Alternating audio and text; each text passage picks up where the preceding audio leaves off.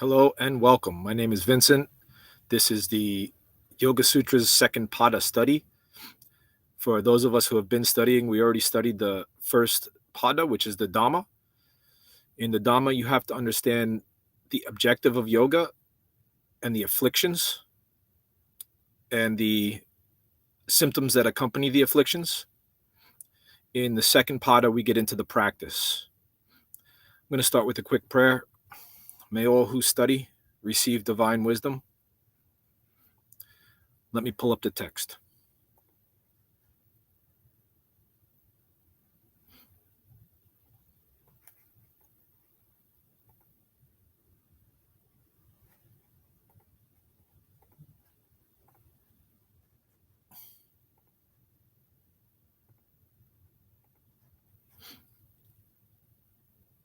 Okay, let's begin.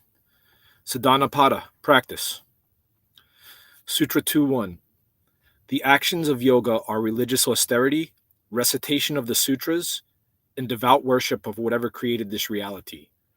So here you go, right here in the first sutra of the second pada, it says recitation of the sutras, and Buddha says the same. In fact, there's nothing in this text that doesn't match what's in the Buddhist text. Sutra 2.2. Practicing yoga reduces the hindrances to spiritual enlightenment.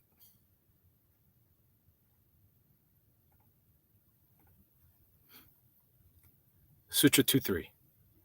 Ignorance, egotism, desire for pleasure, aversion to pain, and fear of death are the 5 afflictions which disturb the equilibrium of consciousness. Sutra 2.4. Lack of wisdom is the source of all suffering. Sutra 2.5. Grasping at things that are impermanent, misjudging the pure and impure, aversion to pain, desire for pleasure, and self-centeredness are caused by lack of wisdom. Second translation. Due to lack of spiritual knowledge, one mistakes the transient for the permanent, the impure for the pure, pain for pleasure, and that which is not self as self. Sutra 2.6. Egotism is when one considers themselves to be the mind and body. Second translation. Egotism is the identification of the soul with the instruments of the 5 gross senses: sight, hearing, smell, taste, and feeling.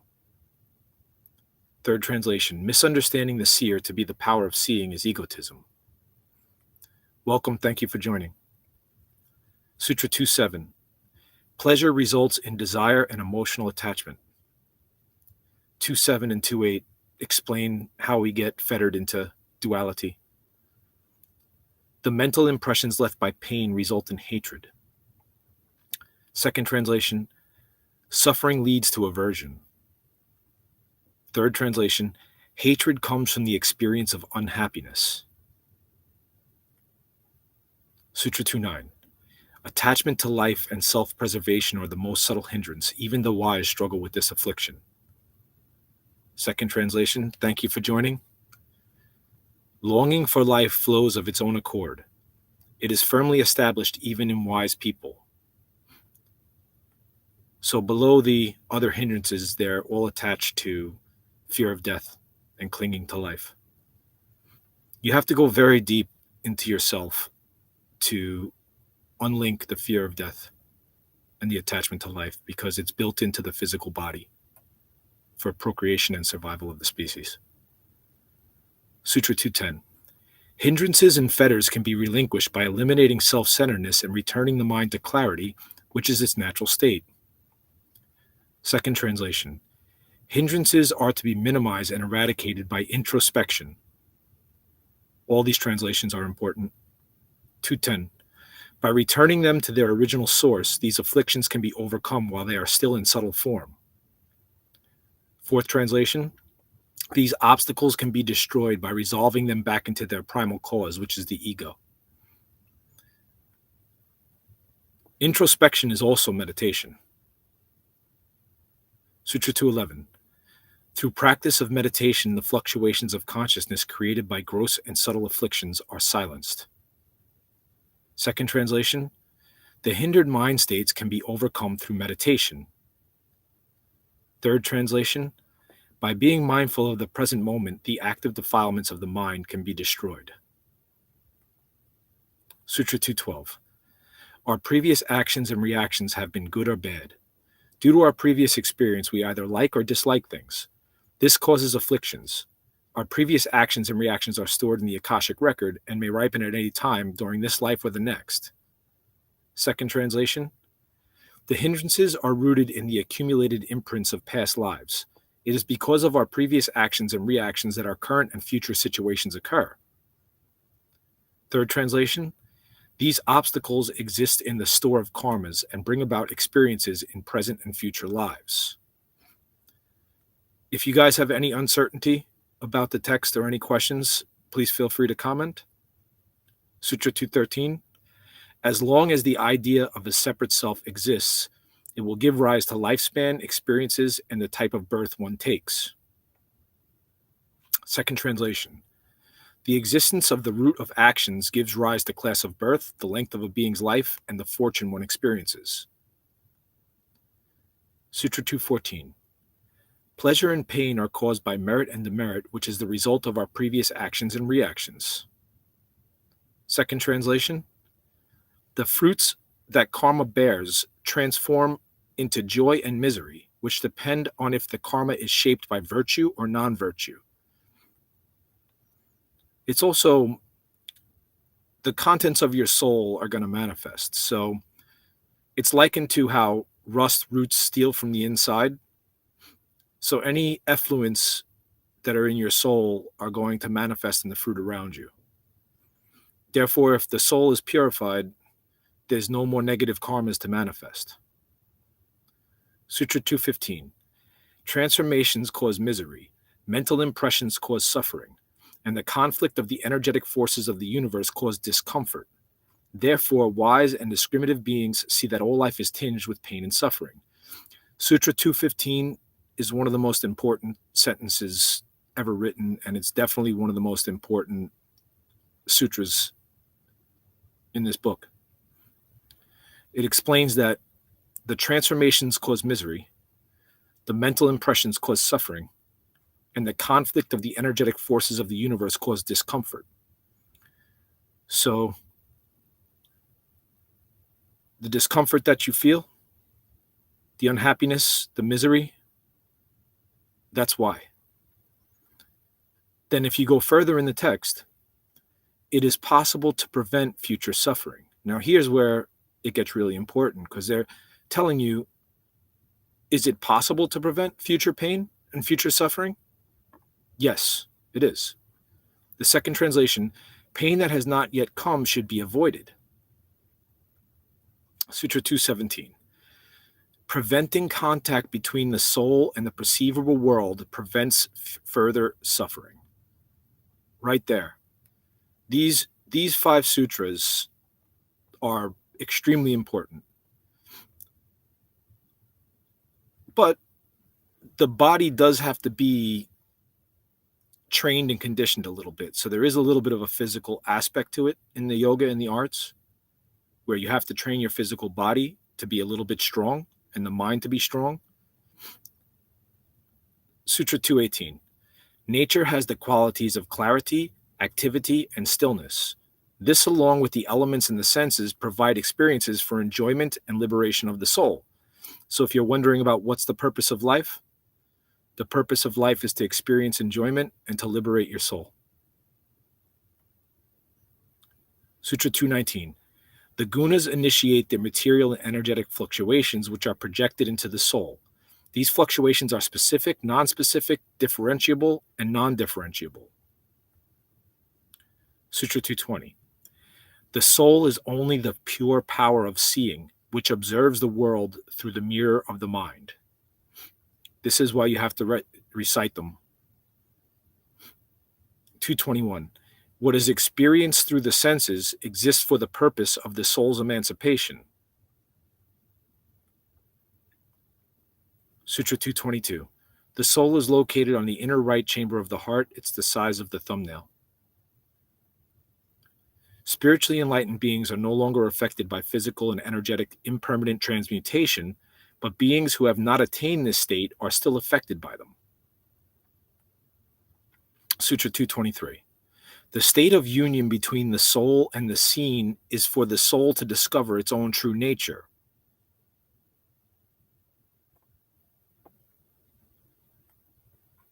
(224) Lack of wisdom is the root cause of the soul becoming attached to the physical world. And that's the wisdom that you just received. Receiving the wisdom is the first step. If you don't receive the wisdom, it's very highly unlikely that you're going to reach Kaivalya or Nirvana or heaven. So it's important that you receive the wisdom. 225. Through proper knowledge, the light of wisdom dawns, destroying ignorance and liberating the soul from the perceivable world. Sutra 226. Steady, uninterrupted discernment eradicates ignorance, the source of pain. 227. Through the unbroken flow of discriminative awareness, one attains perfect wisdom, which is sevenfold. One experiences the end of the desire to know anything more, the desire to stay away from anything, the desire to gain anything new, the desire to do anything, sorrow, fear, and delusion. Sutra 228. Through devout practice of the 8 limbs of yoga, impurities are destroyed and the crown of wisdom radiates gloriously. Sutra 229. The 8 limbs of yoga are universal morality, observances, steady, comfortable, aware posture, breath regulation, withdrawing the senses inwards towards the soul, concentration, meditation, absorption of consciousness in the soul. So concentration is focusing the mind on one point, one subject, or one object at a time. Meditation is focusing the mind on one point, one object, or one subject at a time for extended periods of time. Absorption is when the soul, the mind, the body, the emotions are all absorbed in the present moment. Now it gets into the yamas and niyamas. So the second pada explains the first 5 limbs, and then the third pada explains the last 3 limbs. Nonviolence, truthfulness, never stealing, abstaining from sexual activity, and non-possessiveness are the universal moralities. Well, the thing is, most people find this kind of study boring. It's not easy to study the sutras. If it was, everybody would be doing it. When I translated the text, it took me 10 months to translate it. And during those 10 months, I meditated on the words. And whatever you do becomes habit. So if you study the wisdom, you have a habit of studying wisdom. But it's definitely important to understand that in all of the texts, it says that study of the text is essential. Recitation of the sutras. It doesn't even say studying them once. It's reciting them over and over again until you completely and totally have the text. These noble vows are universal and apply to any social class, location, time, or circumstance. That's one thing that I love about the yamas and niyamas. They're completely and totally non-offensive. They don't offend anybody. And it doesn't matter what religion, creed, time period you're in. These 10 observances and moral laws will lead to perfected virtue. In Buddhism, they have the 10 perfections. 232. Purity, contentment, self-discipline, study, and the worship of God are the observances. 233. When disturbing negative thoughts arise, think of their opposite. I would say Buddhism is superior for an intellectual, but because yoga has asana in it, I do feel it's superior to get you to the goal faster. 234. When negative thoughts or actions are done, either directly or indirectly, or even approved of, it is caused by greed, anger, or delusion, and is either mild, medium, or intense in degree. Through introspection, the cycle of pain and ignorance is ended. 235. When you master nonviolence in speech, thought, and action, your aggressive nature is relinquished. All beings will then abandon hostility in your presence.